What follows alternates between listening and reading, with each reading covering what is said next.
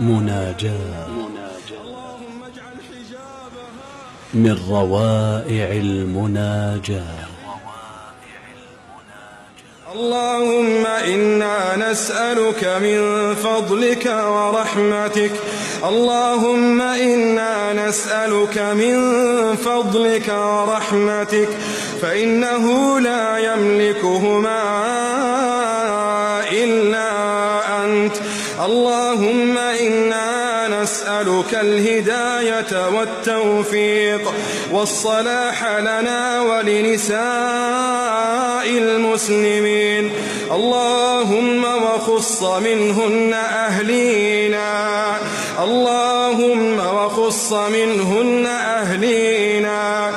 اللهم اجعلهن طيبات مطيبات صالحات مصلحات هاديات مهديات راضيات مرضيات، واجعلهن قانتات تائبات عابدات. اللهم حبب إليهن الإيمان وزينه في قلوبهن، وكره إليهن الكفر والفسوق والعصيان، واجعلهن من الراشدات. اللهم حبب إليهن الحياء والحشمة والحجاب والعفاف. اللهم اجعلهن لأوامرك مؤتمرات وعن نواهيك منتهيات، واجعلهن عزيزات بدينهن، واصرف عنهن حب وتقليد ومشابهة الكافرات يا رب الأرض والسماوات. اللهم احفظهن من شر الأسواق والفساق والأفراح والطرقات.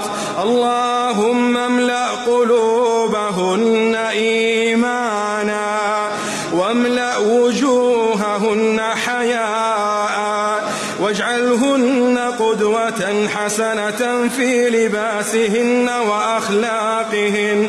اللهم واحفظهن من أن يفتن أو يفتن أو يضللن أو يضللن.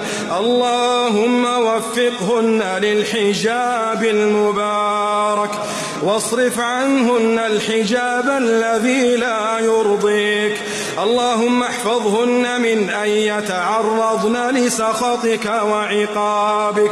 من خرجت من بيتها وقد تحجبت لك حجابا كاملا تحفظ به نفسها وتصرف به أعين الناس عنها، اللهم اجعل حجابها حجابا لها من النار. اللهم اجعل حجابها حجابا لها من النار، حجابا لها من النار.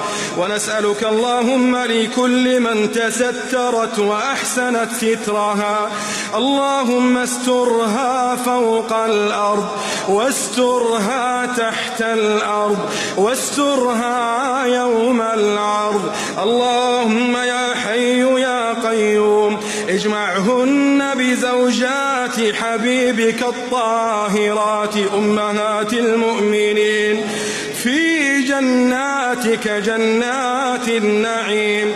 اللهم إنا نسألك لنا جميعا رجالا ونساء. اللهم ارزقنا حفظ أبصارنا وغض أبصارنا وغض أبصارنا وحفظ فروجنا برحمتك يا أرحم الراحمين. اللهم من أراد نساءنا وبناتنا وأخواتنا ونساء المسلمين شرا أو كيدا أو إغواء، اللهم مزقه كل ممزق. اللهم مزقه كل ممزق. اللهم املأ بدنه مرضا، واملأ قلبه هما وغما وكمدا. وادم عليه قبضتك وأرنا فيه سطوتك. اللهم كثر آلامه وخيب آماله بقوتك يا الله. سبحان ربك رب العزة عما يصفون وسلام على المرسلين والحمد لله رب العالمين.